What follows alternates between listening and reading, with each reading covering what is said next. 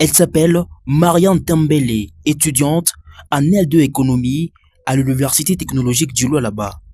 Après avoir remporté les concours d'éloquence Ishango 2025, elle est restée optimiste.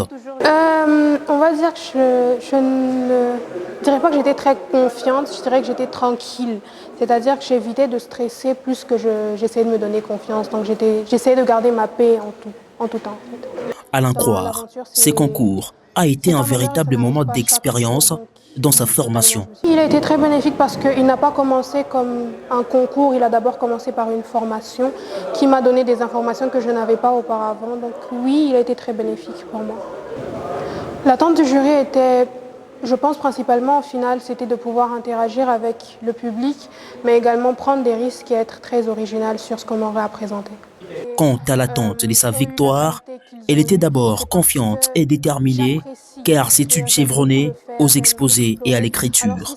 Je ne voyais pas ça vraiment comme une compétition, mais cela comme une occasion de faire ce que j'aime faire, c'est-à-dire écrire. Donc niveau compétition, si j'allais gagner ou pas, je préférais me dire que peu importe à quel moment l'aventure s'arrêtait pour moi, j'aurais fait ce que j'aime faire, donc c'était l'essentiel.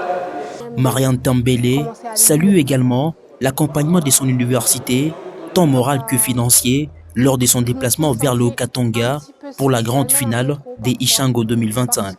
Un petit peu spécial, même un peu trop parfois, parce qu'ils ont pris en charge mon transport, ils ont pris en charge, on va dire, mon état d'esprit aussi, dans une certaine mesure, parce qu'ils m'ont beaucoup encouragé, ils ont tenu à ce que je me sente bien, à ce que je sois dans les bonnes conditions pour justement faire ce que j'ai eu à faire.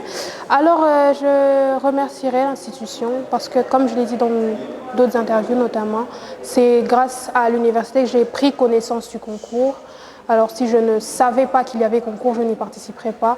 Donc je les remercierai parce qu'au début et à la fin, ils ont été avec moi. C'est quoi être éloquent, répond la gagnante des Ishango 2025. Je n'ai pas avec, que ça s'apprend avec le temps, mais je leur conseillerais aussi de ne pas considérer comme éloquence forcément tout ce qui est très littéraire, tout ce qui est très livre.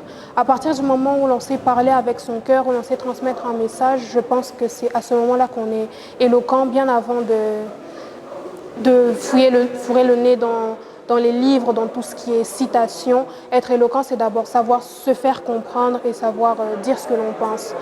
Donc c'est un peu ça le conseil que je leur donnerais, d'avancer avant même de commencer à lire d'abord. Pour rappel, Marianne Tambélé a remporté le trophée du concours d'éloquence Ishango 2025 tenu du 6 septembre au 28 novembre 2025 à l'issue de la grande finale qui s'est déroulée à Lubumbashi dans la province du Katanga. C'est une histoire de gloire, une histoire de dignité pour la province du Lualaba et pour la communauté universitaire.